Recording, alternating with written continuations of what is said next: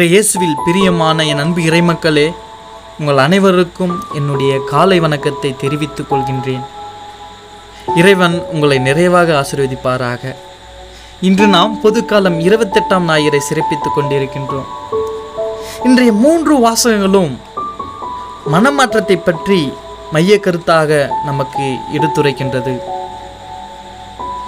மனமாற்றம், இந்த மனமாற்றத்தின் மூலமாக நாம் கடவுளுடைய ஆசீர்வாதங்களை பெறுகின்றோம். நம்முடைய மனமாற்றத்தின் மூலமாக கடவுளுடைய மாட்சியில் விண்ணரசில் நமக்கு இடம் கிடைக்கும் என்று இறைவன் நமக்கு எடுத்து காட்டுகின்றார். இன்றைய முதல் வாசகத்திலே இறைவாக்கினர் எசையா மூலமாக மனம் மாறிய இஸ்ராயல் மக்கள் உடைய மகிழ்ச்சி, அவருடைய நம்பிக்கையை எடுத்து காட்டுகின்றார். எவ்வாறென்றால், இஸ்ராயல் மக்கள் பாவம் செய்கிறார்கள், கடவுளுக்கு எதிராக பாவம் செய்கிறார்கள், கடவுளை விட்டு விலகி செல்கிறார்கள். ஆனால் கடவுளுடைய இரக்கம் அவர்கள் மீது பொழியப்படுகின்றது. அந்த இரக்கத்தின் மூலமாக அவர்கள் கடவுள் மீது நம்பிக்கை வைக்கின்றார்கள்.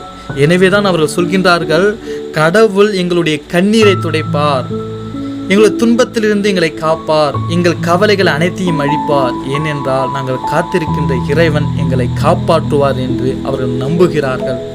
இந்த நம்பிக்கை எதனை எடுத்து காட்டுகின்றது என்றால், அவருடைய மனமாற்றத்தை. எனவே இறைவன் இஸ்ராயல் மக்களை ஆசீர்வதிக்கின்றார். அந்த ஆசீர்வாதத்தின் மூலமாக அவர்களை காப்பாற்றுகின்றார். இன்று 2ஆம் வாசகத்தில் பவுலுடைய மனமாற்றத்தை நாம் காண்போம்.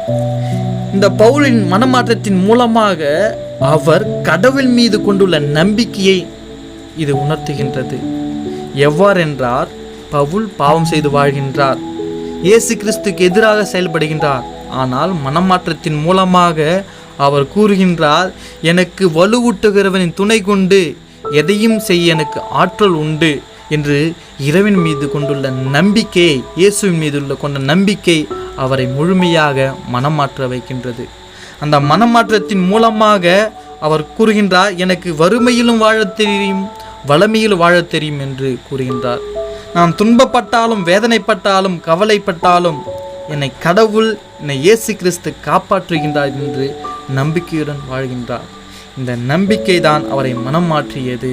இந்த மனமாற்றத்தின் மூலமாக அவர் இயேசு கிறிஸ்துவின் நல்ல ஒரு சீடராக, நல்ல ஒரு பணியாளராக மாறுகின்றார். இன்றைய நற்செய்தியிலே இயேசு கிறிஸ்து திருமண ஊமையிலே விண்ணரசை பற்றி எடுத்துரைக்கின்றார். இந்த விண்ணரசு யாருக்கு உரியது என்று எடுத்துரைக்கின்றார். ஏனென்றால் விண்ணரசு இஸ்ராயல் மக்களுக்கு மட்டும்தான் என்று அவர்கள் கனவு காணுகின்றார்கள்.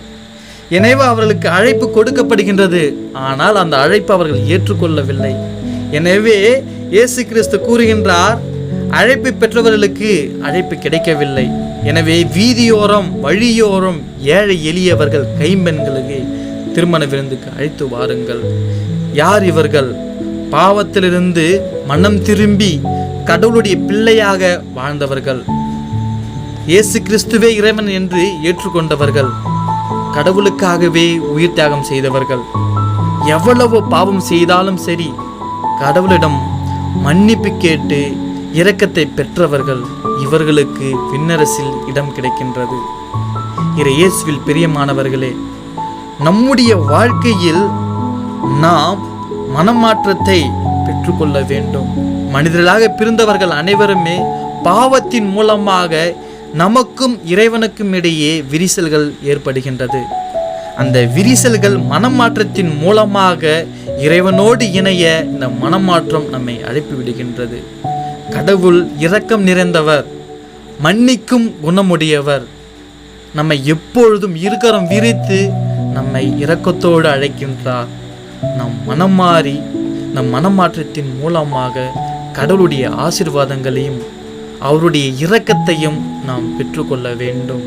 எனவே இறைவனிடம் நாம் செய்த பாவங்களுக்காகவும், பிறருக்கு எதிராக செய்த பாவங்களுக்காகவும் மனம் வருந்தி நம்முடைய மனமாற்றத்தை முழுமையாக உணர்ந்து இறைவனின் பிள்ளைகளாக மாற நாம் முற்படுவோம்.